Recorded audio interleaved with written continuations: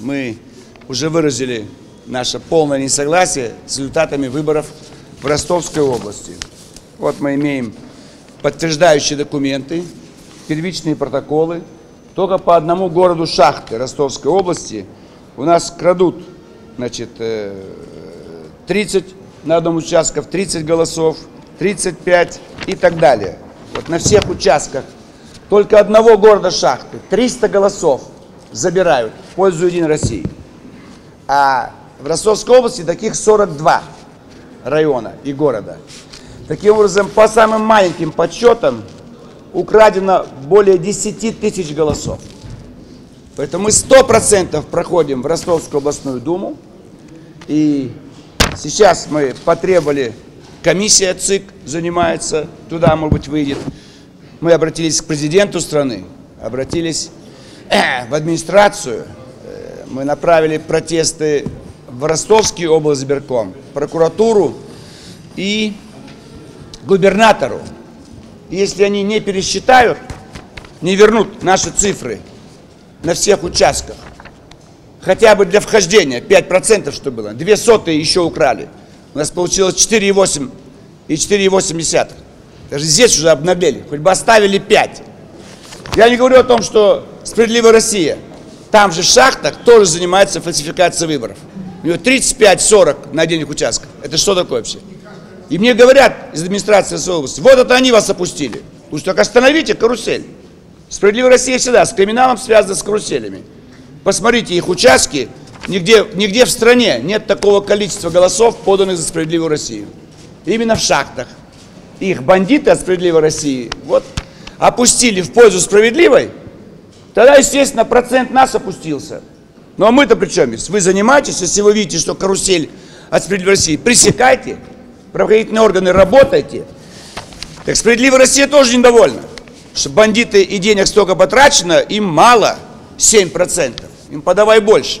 А то, что из-за них нас опустили, и то, что вот такая фальсификация. То есть «Справедливая Россия» одно, но напрямую забирают наши голоса. Вот только в городе Шахты 300. Приблизительно по 20-30 с каждого участка. Вот наш депутат там был, Старовойтов.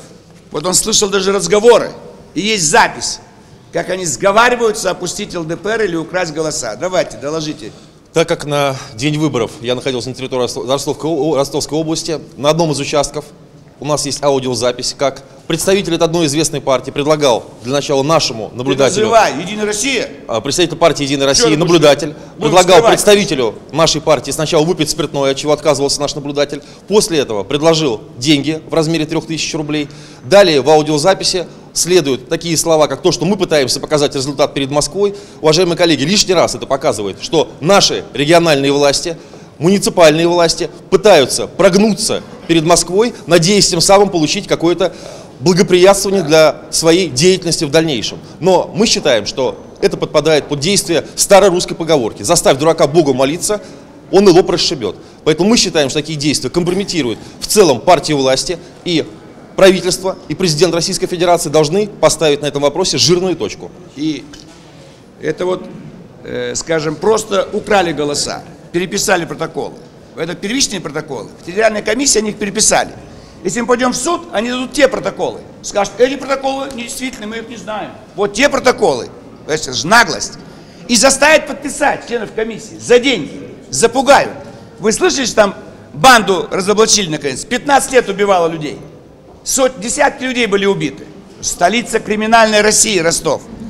Но мы же не будем, так сказать, соглашаться. Поэтому будем биться. Не хотят, будем требовать отставки губернатора этой области. Вот, потому что они украли просто путем переписки протоколов.